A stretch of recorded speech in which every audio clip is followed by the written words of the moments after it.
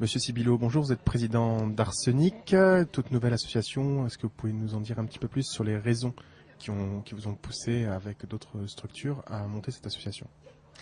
Oui, Arsenic, c'est l'association régionale de soutien aux espaces numériques de l'information et de la communication qui, après 2 ans de réflexion, est née aujourd'hui par la volonté de quelques espaces publics numériques ou ERIC qui ont dit que c'était le moment de se regrouper pour faire parler de nous, valoriser notre savoir-faire, avoir une meilleure reconnaissance et être plus fort pour être meilleur demain. Arsenic concerne directement les professionnels du secteur émergent que nous appelons l'accès public à Internet. Donc là, nous allons retrouver naturellement les animateurs multimédia, les responsables d'espaces publics numériques et après les structures porteuses que sont les associations ou les collectivités. Il s'agit donc bien de professionnels. Il s'agit donc de professionnels de l'accès public à Internet et aux multimédia. Maritza Anastasiou, vous êtes vice-présidente de l'association Arsenic, nouvellement créée. Pouvez-vous nous en dire plus sur les missions de cette association? Alors, les missions d'Arsenic sont aujourd'hui composées de 4 grands axes de réflexion et de travail.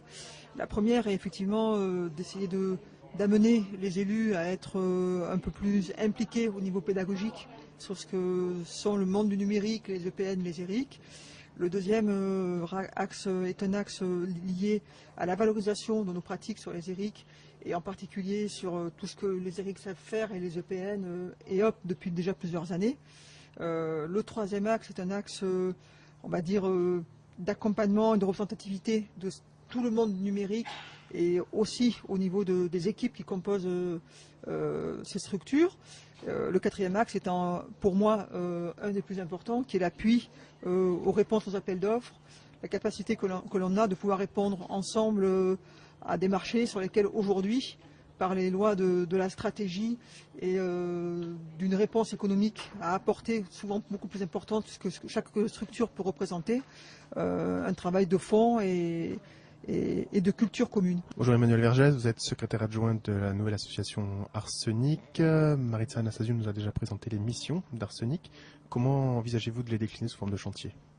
Alors aujourd'hui, on sort de la première assemblée générale extraordinaire. 3 grands chantiers ont été décidés pour essayer d'atteindre, pour travailler selon les missions, essayer d'atteindre nos objectifs. Un premier chantier sur la valorisation des usages, c'est-à-dire un travail d'évaluation du secteur, d'activité des espaces publics numériques, des ERIC, de ce secteur de l'accès public à Internet, essayer de voir comment autour d'usage de la solidarité, comment on arrive à faire remonter ce qui se passe dans les lieux, les effets que ça a et les incidences que ça a auprès des publics dans un certain nombre de champs thématiques sur nos territoires et avec nos métiers et les compétences qu'on met en œuvre. C'est le premier gros chantier, l'évaluation d'un secteur d'activité. Deuxième chantier, c'est la définition d'outils, ou la mutualisation d'outils, pas simplement au sens technique, je dirais, la manière dont on est solidaires les uns avec les autres pour répondre à des appels à projets, pour résoudre des problématiques administratives, pour développer et enrichir des champs d'activité dans chacun de nos lieux. Alors peut-être ça va passer par des outils techniques, des outils de base de données ou des outils de mutualisation, mais je pense vraisemblablement beaucoup plus par des outils communs, humains, des mises en place de groupements ou de collectifs humains qui vont travailler sur un certain nombre de champs. Par exemple, pourquoi il n'y a que une toute petite partie des ERIC qui répondent à des appels à projets comme ERIC éco-responsable qui pourraient véritablement intéresser plus de la moitié des ERIC sur l'ensemble du territoire? Comment est-ce qu'on appuie des ERIC à répondre à des appels à projets, des ERIC et des EPN à répondre à des appels à projets? Et le troisième chantier, c'est la remontée des besoins. On voit bien apparaître que une association de professionnels est un organisme tiers entre une institution, des outils qui sont faits pour développer un secteur d'activité sous forme d'assistance à maîtrise d'ouvrage, un outil tiers qui peut faire remonter à partir d'un travail d'évaluation de ses propres besoins et des besoins de ses professionnels auprès des différentes institutions qui mettent en place des programmes d'appui.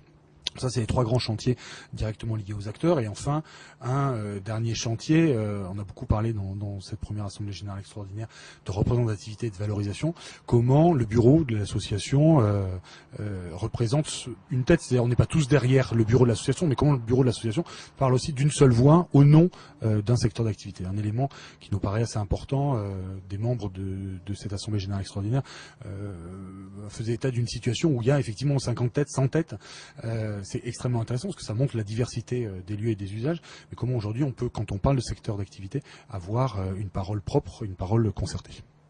Merci.